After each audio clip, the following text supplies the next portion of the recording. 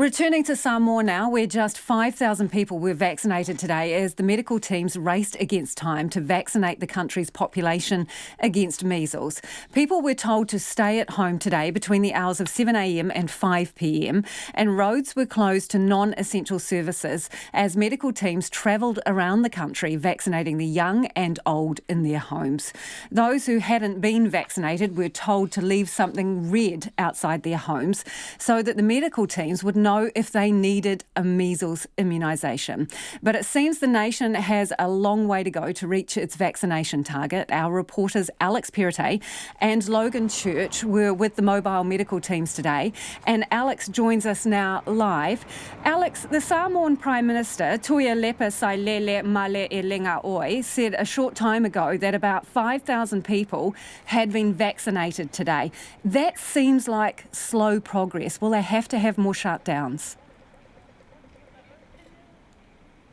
That's a question I put to the Prime Minister, Lisa. It's just gone past 7 o'clock here, I believe, and there's cars on the road, and that's been a bit of a weird thing because it's just been an absolute deserted place, the whole country, all day. So it's just a bit weird seeing cars moving on the road, and if you're watching, you can see them file past me. But we had, before long ago, a press conference, a second press conference of the Prime Minister today. He called it was urgent, and then he announced that there was, at that stage, about 4,500. We've just been talking to the data crunchers who are winding up their shop at the moment, and it's just gone over 5,500 vaccines, and they're expecting over 6,000 to be recorded by the end of the day because the data's still coming in. So if you did the same tomorrow, it'd be 12,000. 12,000 in 2 days, a far cry from the 90% take-up that the Prime Minister wanted. I put that question to him, and his first words were, well, we must be realistic about this, and then he started talking in the language more of weeks rather than days. So then I said, look, should we have another one of these? It seems to be pretty effective. On the whole, people are pretty obedient and stayed off the roads. Could we do another day or two next week? Could it be a more regular thing? He said no, not at this stage, but he's not ruling it out. So we might see more government shutdowns. Who knows how long this crisis is going to play out for. You followed the team, so I'm assuming they went to the easiest to reach places first as well.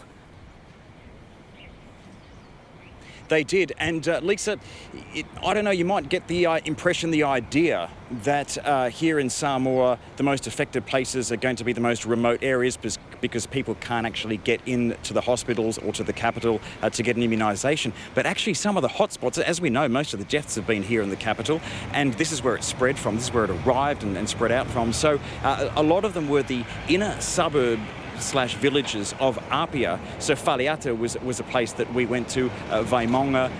These are sort of suburbs, and some of them newer suburbs and quite well-to-do areas for the standards here, and lots and lots of red flags around. So interesting to see those red flags, and interesting to see lots and lots of vans. Logan and I pretty much were driving around stalking them and following them and getting footage and talking to a lot of police as well. But the Prime Minister did say again tonight that tomorrow they will focus more on the remote areas, but keep in mind that this is the epicentre and this is where today's focus was. Also today, obviously, questions are being raised about who should be held responsible for the outbreak and the response to it, particularly when the vaccination program was suspended. Well, the Samoan Prime Minister today said it was a visitor from New Zealand who brought the measles to Samoa. What else did he have to say?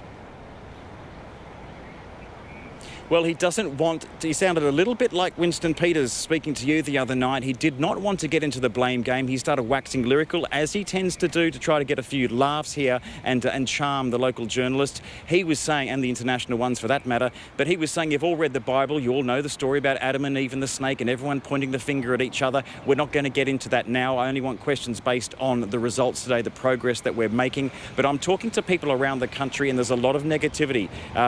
You heard our story last night about the two families who are suing the health ministry because of the original botched vaccinations that were mixed incorrectly last year, and he wouldn't really want to talk about that because it's in front of the courts, but I'm talking to people that say that at the very least this Prime Minister, this government has been massively let down by its health ministry, and there would be a lot more pressure put on this government and this Prime Minister if there was a decent opposition. There's one opposition MP. He was on the front pages today saying, and crying really, saying, we have failed you. All branches of government have failed you and we have to make amends. The Prime Minister didn't want to buy into that. He said it was political.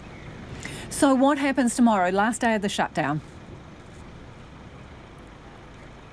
It's the second and the last day of the shutdown. I asked the Prime Minister whether there will be anything different. He gave a wishy-washy answer. It doesn't seem there'll be anything different. Again, from about 6 a.m, right behind me, if you're watching, you can see over my right shoulder, the vans lined up there of the National Emergency Operations Centre. All the government vehicles will be streaming out from there. It was an absolute scrum there this morning from 6 o'clock in the morning. At 7 o'clock, but by 7 o'clock, they're all out of there going out across the country. They'll probably need more resources, more people coming on board as drivers, as data entry clerks, the immunisers themselves, plus those village reps, particularly tomorrow going into the more remote areas. The village representatives are really important to be able to connect with the villagers and to coerce them. Well, there may be a bit of coercion. I was going to say to coax, but it is compulsory, so we'll have to see. Obviously, permission must be given by parents for children, but they've all been told it is compulsory and everyone must get the jab.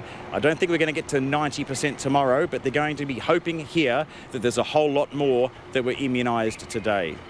Thanks, Alex. Alex Perrottet joining us live from Apia there. As you were saying, they reached about 5,000 vaccinations today, roughly, and hoping to do the same again. But as Alex was saying, that will fall well short of the numbers that they need. The shutdown is not being extended at this point.